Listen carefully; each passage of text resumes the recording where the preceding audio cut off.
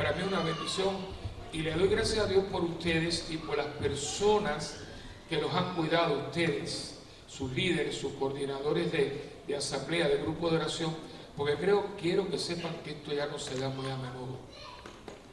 Ustedes tienen aquí una bendición, tienen que cuidarla mucho, porque hubo un momento en que donde quiera que usted iba, esto era poquita gente, estamos hablando de 1,000, 2,000 personas, semanales, quincenales, mensuales.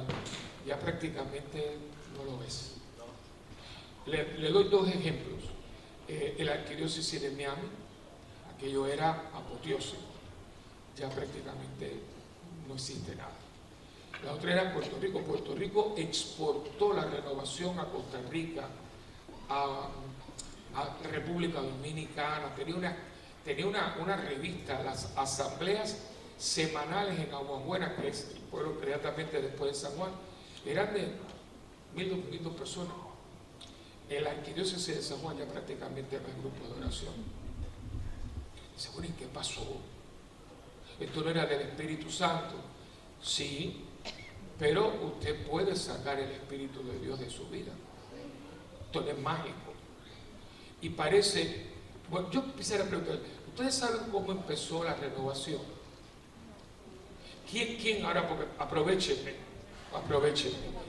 ¿quién, levante la mano, quién no sabe cómo es que empieza todo esto que nosotros conocemos como renovación carismática, que ese no es el nombre?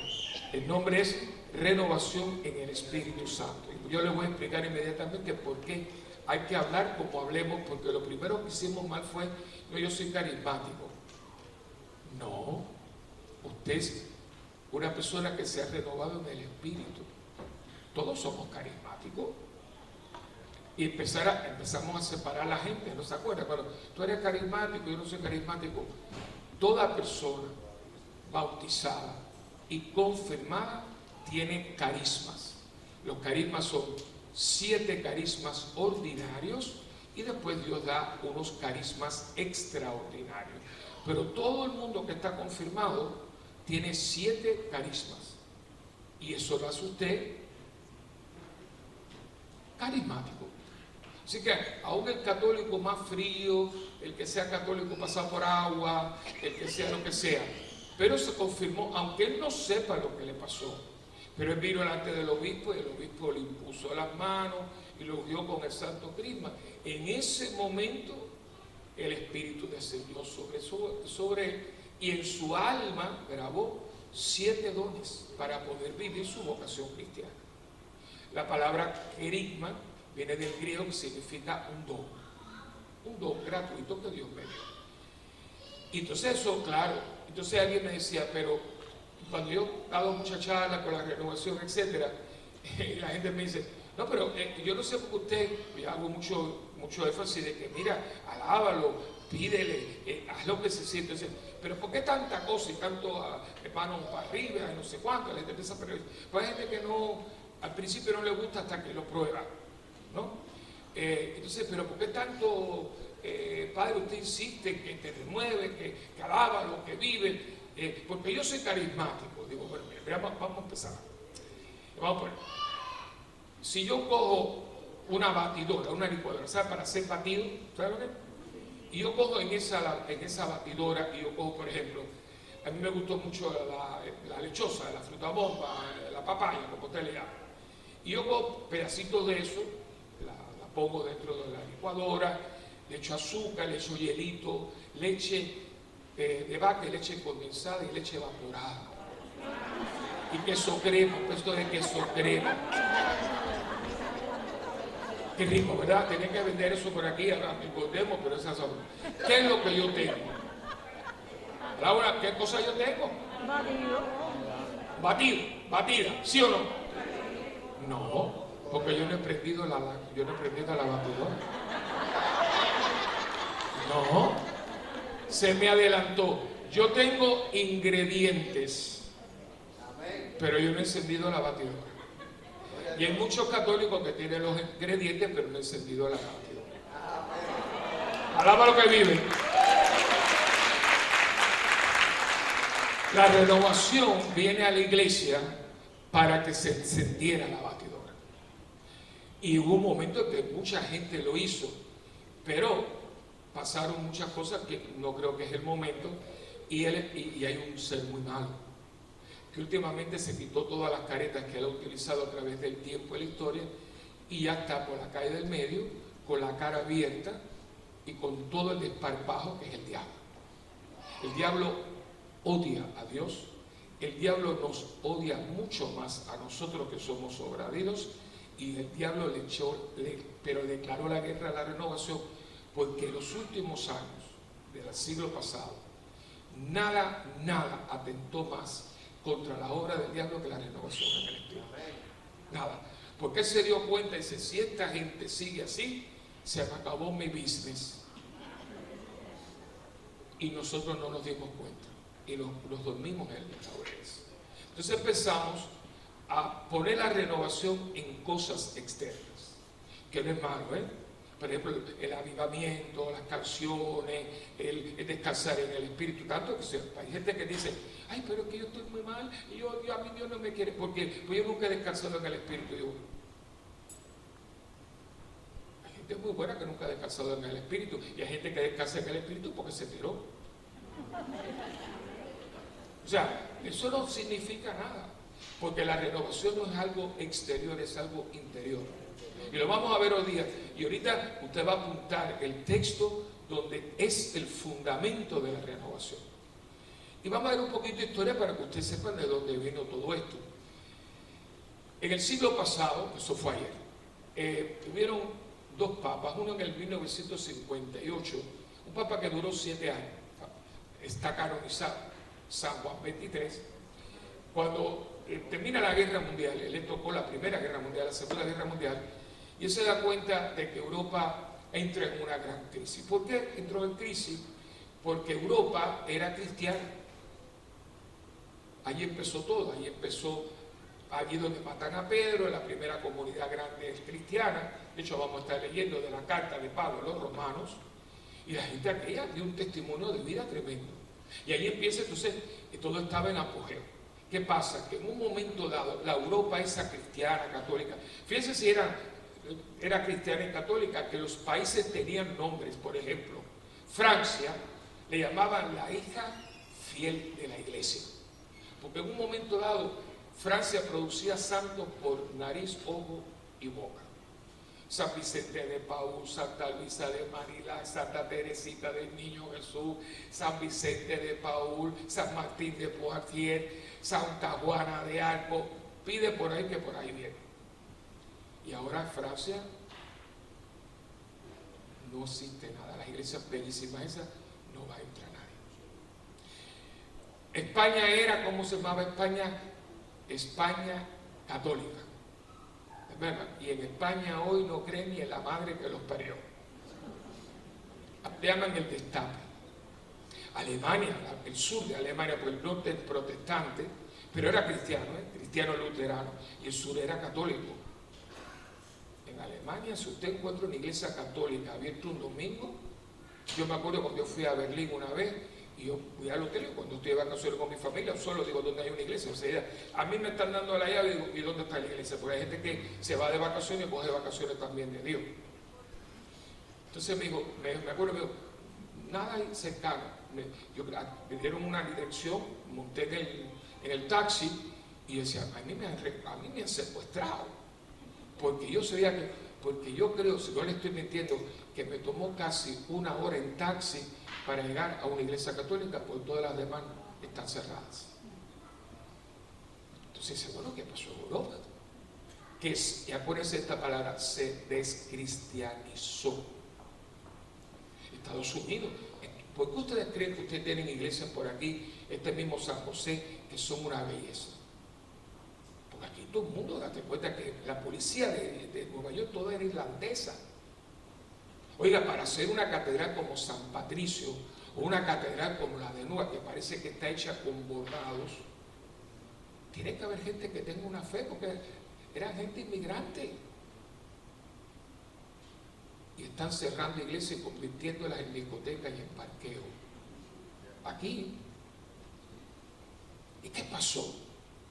Cuando estamos hispanos, todo el mundo aquí está bautizado. El mundo se descristianizó. Esto es lo que la gente hablaba del New Age. Todo el mundo cacareó, ay, el New Age, y el New Age. Y la gente se peleó y le decía, pero ven acá, ¿qué cosa para ti es el New Age? Ay, yo no sé, yo sé que la música. Digo, hijo, pero tú estás hablando de algo que es nuevo y no sabes lo que es. ¿Sabes lo que era el New Age? Esto, un siglo sin Cristo. Y ya lo tienen, por eso fíjense que ya no se habla del New Age, porque ya llegamos a él. Y estaban preparándose para esto. Y por eso ustedes ven el brote que hay de brujería, botánicas por donde quiere, satanismo abiertamente, porque ya están ahí. Entonces, lo que era la renovación era el antídoto, la vacuna para este momento. Y hay mucha gente que no se vacunó. Y llegó esto y nos cogió, como es en inglés, con los pantalones en los pies. Estamos un poco a tiempo, todavía hemos perdido mucho terreno, porque no nos dimos cuenta de que esto fue una petición, porque les hablo ahora de Juan 23, como él vio como Europa, dice, porque Europa salió de la Segunda Guerra Mundial, dése cuenta, no solamente por los millones de gente que mataron, hay una parte de esta historia que no quieren decir, porque hay mucha gente metida en este entuerto, en esto que hicieron horrible, porque si la guerra fue mala, lo que viene después de la guerra fue horrible. Nadie quiere hablar de esto porque, claro, la ONU y todas estas cosas, pero han escondido muchas cosas. Por ejemplo, les voy a decir algo. Yo me enteré el otro día, estaba viendo un documental, todos los días hay que aprender. Ustedes saben lo que hicieron los rusos inmediatamente después que termina la guerra. Pues la guerra la pierden los alemanes y la ganan tres grandes poderes. Los americanos, los ingleses y los rusos. Los rusos vienen de acá, los aliados vienen de acá y cogen a Alemania y la exprimen, ¿no? Pero ya Stalin, el asesino ese que nunca han juzgado aún fuera de muerto, porque fue un asesino psicópata, ya había hecho un pacto con Hitler para acabar con Polonia. Ellos querían desaparecer a Polonia. Oigan, por eso sacaron un papa de Polonia. Si usted no se sobrenaturaliza y empieza a coger esto en serio, se le van a pasar cosas que están pasando. Y la gente, ¡ay, qué casualidad! Ateo. Los cristianos no creemos en casualidades, creemos en providencialidades. Ella es la madre de la divina providencia. No es la providencia, cuidado, por eso cuando dicen, ay, la Virgen de la providencia, no, eso no existe. Ella es madre de la divina providencia. Jesucristo es la providencia del Padre. Y ella es la madre de Jesucristo. Entonces, todo es providencia. Y todo está, esto es precioso cuando usted ve la historia. Pero como la gente no lee un libro de historia, porque todo es googleo. Entonces, cuando termina la guerra, los rusos, que todos los países que invadieron, oigan esto, todos los países que invadieron se quedaron con ellos. Pero yo no sé por qué esto no lo he averiguado mucho, pero los rusos, aunque yo más o menos tengo mi teoría, los rusos y los alemanes odiaban a Polonia, la odiaban. Y ellos los dos hicieron un pacto de sacar a Polonia de la historia, borrarla del mapa, con frontera, con folclore y con gente. Y cuando los rusos entraron, pobrecitos, 30.000 oficiales del ejército polaco que se rindieron, a todos los asesinaron. Eso fue, y lo mandaron callados. Ya saben que le echaron las culpas a los alemanes. Y durante todo el tiempo, ay, lo que hicieron los alemanes en 1941, y no fueron los alemanes, los 30.000 personas que mataron y los fueron cayendo a chorritos. Pobrecitos, eran muchachos de 18 y 19 años que fueron a la guerra también a pelear, pues lo traían en camiones, en zanjas, hacían carrera la zanja, venían aquí, se rodeaban y le metían un tiro en la nuca. De estos se enteraron porque uno de ellos quedó ahí y alguien cogió un libro y se pudo, entonces empezaron a averiguar y entonces el presidente Gorbachev fue el que aceptó, dijo, nosotros lo hicimos, no fueron los alemanes.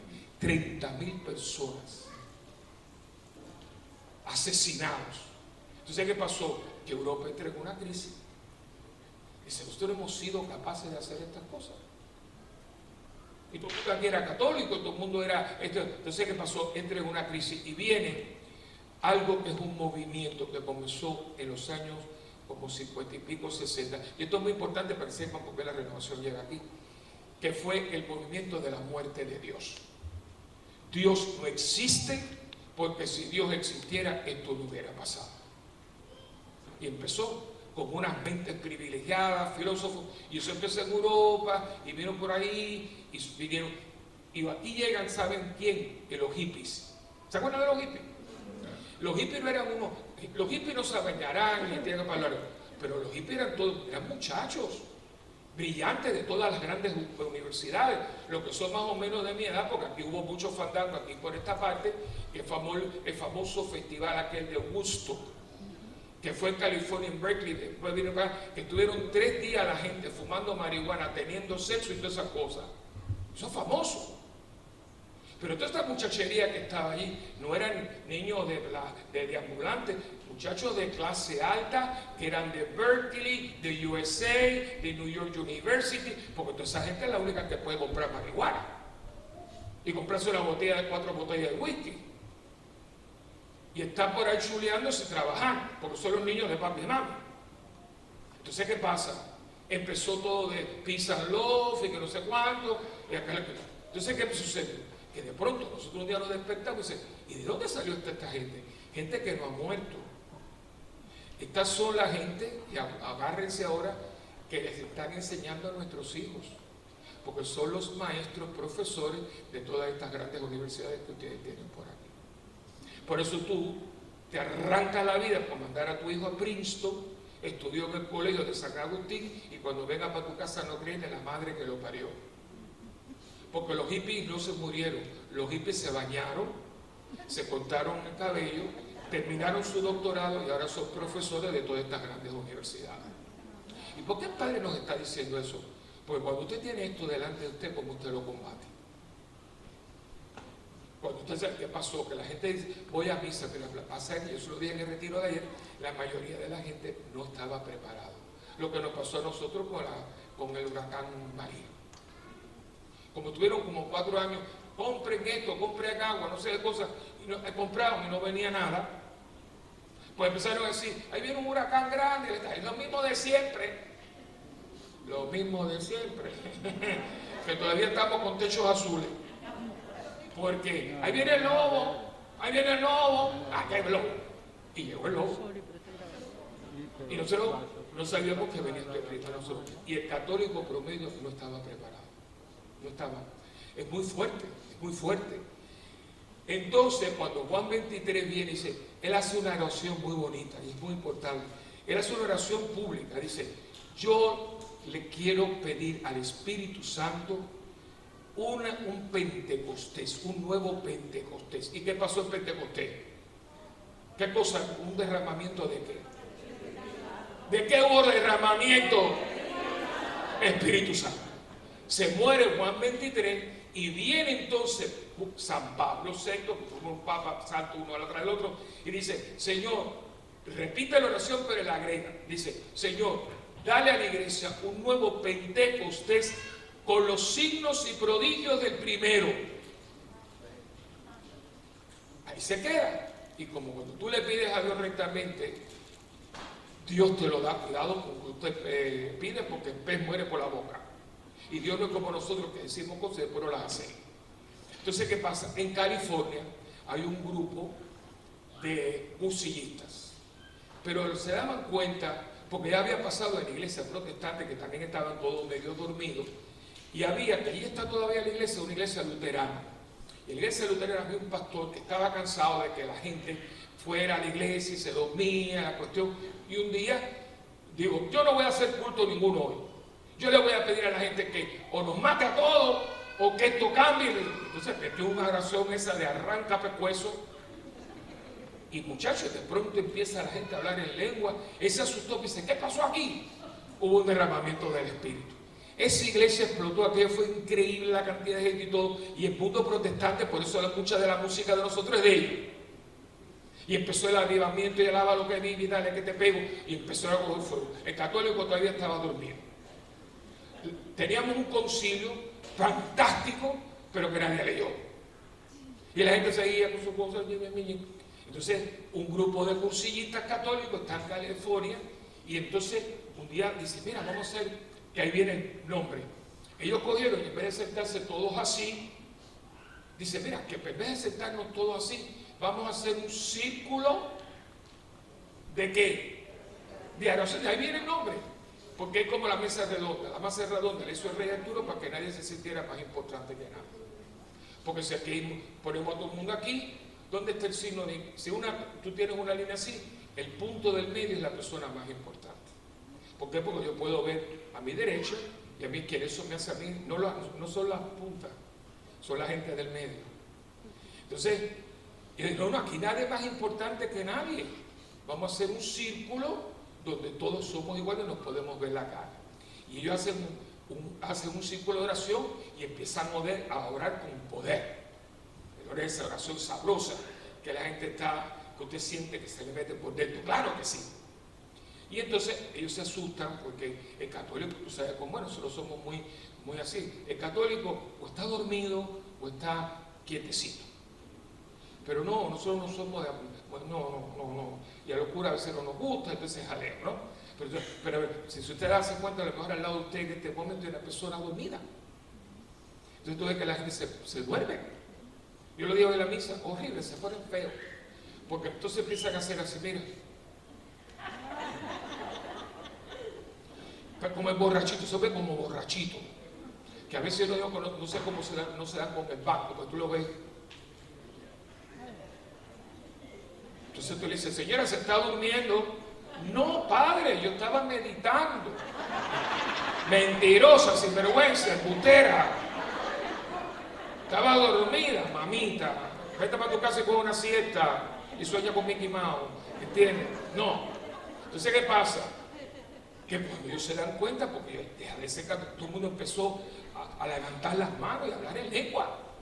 Ellos se asustaron y no sabían qué había pasado, porque los católicos no éramos así. Yo sabía qué cosa más grande, había un señor que limpiaba y él estaba oyendo. Entonces dice, ¿qué pasó aquí? ¿Qué nos pasó? Y viene ese y dice, mira, estos son todos profesores universitarios, estaban en la Universidad de Indiana. Entonces, que por cierto los votaron a todos ellos. Después se tuvieron que ir a otra universidad, que es Notre Dame, que todavía hoy es el centro de la renovación carismática católica. Entonces, el hombre les dijo, mire, yo sé que los profesores, ustedes están estos, no tengan miedo, pero yo les voy a decir una cosa, si ustedes quieren saber lo que les pasó, hay una iglesia protestante luterana que ya está teniendo esto también, y fueron para allá. Y se dan cuenta que es un derramamiento del Espíritu, y ahí empieza la cosa. Claro, esta gente se fueron para Notre Dame, comienzan a tener círculo de oración, empiezan a venir sus estudiantes, y esto explota. Y empiezan a venir gente por aquí, por allá, y se enciende todo esto, y en donde quiera había un grupo de oración, y la gente se convertía, y la gente descansaba en el Espíritu, tenía don de lengua, don de profecía, y todas esas cosas. Pero el diablo nos estaba velando. Dice, ¿por dónde yo le meto mano a esta gente que me está comiendo los dulces? Y empezó a crear puestos de poder. El coordinador nacional, el coordinador de no sé qué. Yo me acuerdo cuando hicieron la oficina en Roma, digo, ay Dios mío, ay no, porque nosotros estábamos muy bien porque los curas no tenían fe en nosotros, nos metían en los sótanos, en cosas así, porque nosotros éramos los locos. Yo me acuerdo que decía, yo tengo todos mis compañeros, yo estoy en Roma, entonces todos mis compañeros son obispos, entonces me decía, uy, ¿a ti qué te pasó? Porque me decía, aleluya, ¿qué te pasó si todos somos romanos? Chico, nada, yo soy así. Yo no lo entendía porque como ellos son todos así. ¿no? Entonces, y muchos, cuando yo llegué a mi parroquia, que yo estoy al lado, el grupo de oración nunca pudo celebrar misa dentro del templo. Ellos tienen que celebrar la misa aquí, porque eran los loquitos. Y cuando llegué, dije, ¿por qué? Entonces, claro, yo prendí la cosa por otro lado. Pero ¿saben qué? Que en esos momentos, como éramos los pobres, los que nadie quería, Dios estaba con nosotros. Cuando empezaron a darnos salones y a darnos... ¡Oh! Nos mataron, porque si tú quieres matar a una persona, dale poder. El poder corrompe y el absoluto poder corrompe absolutamente. Entonces la gente empezó, mira, ahí viene el coordinador y ahí vienen las que se cosas y acabaron con nosotros porque por donde le entra el agua al coco, por afuera. Y ahí viene la cosa. Y ahí es donde estamos. Mucha gente perdió el don. No es que no lo tengas, es que lo perdiste. ¿Por qué? Porque empezaste a vivir en la carne. El puesto, la cosa. Ay, hermano, si todo el mundo tiene lo mismo en el mismo lugar. Pero empezamos a decir, mira, este es el coordinador nacional, este es el coordinador de zona, este es por ejemplo, hubieron gente que empezaron a dirigir grupos de oración y pasaban 40 años y eran los mismos. Decían, chicos, pero no hay otra persona. No, que el espíritu, mentira, que se montaron en el caballo y no querían bajarse de él. ¿Se entiende? Entonces vino la gente fanática, la gente loquita esta, que decía, mira, el Señor me dijo que te diga, pero ven acá, ¿y por qué nunca te dicen a ti? Que ha cogido aquí como complejo de Uber o de UPS. Entonces la gente, a mí me dijo el Señor, mentira, no digo nada, pero querían hacerse los importantes. Igual que, por ejemplo, y ha habido cosas tremendas. Porque yo creo, yo he tenido, tal persona, yo he visto niñitos, pero yo había personas que fingían. Yo tenía una señora, pobrecita, era media loquita, pero ella todo, por ejemplo, ella estaría aquí hoy. Y venía con su andador cuando se oraba por las personas y sonaba, milagro, milagro. Pero ella estaba todo, volvía el mes que viene y volvía por lo mismo. Yo, pero ¿cuántos milagros tiene esta mujer con el andador este? Y ustedes se ríen, eso se fue metiendo. Se fue metiendo gente. Entonces, ¿qué sucedía? Que no había correspondencia entre lo que decíamos de renovación en el espíritu y nuestra conducta de persona. ¿Y qué pasó? Por ahí nos cogieron. Porque el diablo sabe más por el viejo que por el viejo. Y entonces yo les voy a leer ahora un texto que es una maravilla, donde yo les voy a decir ahora qué cosa es la renovación. Usted no sabe lo que es la renovación. Usted tiene elementos o participa de una renovación, pero ¿qué es la renovación? Y se va a quedar frío porque está aquí. Yo no me enteré y no se sientan mal. Yo como cura y todo, no hace muchos años, leyendo esta carta, que es la carta de los romanos. De todas las cartas de Pablo, léanse la carta completa. Nosotros muchas veces leemos esto por pedazos. Por ejemplo, estamos leyendo, si usted va a misa diaria, llevamos ya varios días leyendo la carta, pero yo le pregunto a ustedes, ¿alguno de ustedes lee una carta por partes? Es un disparate. Como yo decía, mi querido Edgar, como tú sabes, ayer fuimos. Mañana leo el otro pedazo. ¿Pero a dónde fuimos? No, usted se ríe. Entonces, porque las cartas están hechas porque si nos pierdes el hilo. Claro, lo hacemos en la liturgia porque la liturgia utiliza las escrituras para otra cosa. Pero escriturísticamente lea la carta completa. Si usted tiene la Biblia. Entonces, cuando usted lee la carta de los romanos, es la carta para mí es la más larga. Y es una carta muy fuerte, una carta que ha dado muchos problemas porque los protestantes la han visto de una manera, los católicos de otra. Ya últimamente, en los últimos 40 años, la hemos tratado, tanto ellos como nosotros, de verla a la luz del Espíritu de Dios, una carta preciosa. Una carta que Pablo le escribe a los cristianos de Roma entre el 57 y 58 después de Cristo. Hay un conflicto muy grande. ¿Por qué? Porque hasta ese momento los cristianos en un 95% eran judíos conversos. Y ellos, como todo el mundo lo hace, especialmente cuando la gente un poquito más mayor, y aquí todo el mundo que se convertía, todo el mundo era mayor. Aquí no hay todavía bautismo de niños ni nada de eso. Entonces, ¿qué pasa? Que la mayoría de la gente que se convierte... Porque ¿dónde es que empieza el cristianismo? ¿Dónde es que empieza, Señor, el cristianismo? En Israel. En la Tierra Santa, ahí que empieza todo. Después el Roma enciende, pero a Roma llegan los que salieron, todo empieza en Tierra Santa. Por eso, antes de ir a Roma, vaya a Tierra Santa, ahí empezó todo. Entonces, los primeros cristianos son cristianos judíos, los judeos cristianos.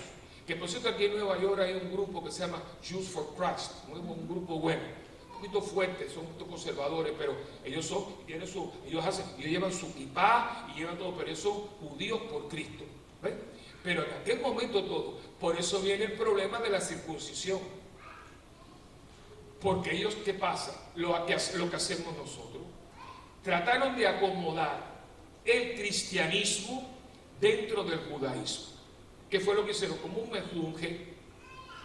Yo soy cristiano, Jesús es el Señor, pero la tradición judía es parte de esto.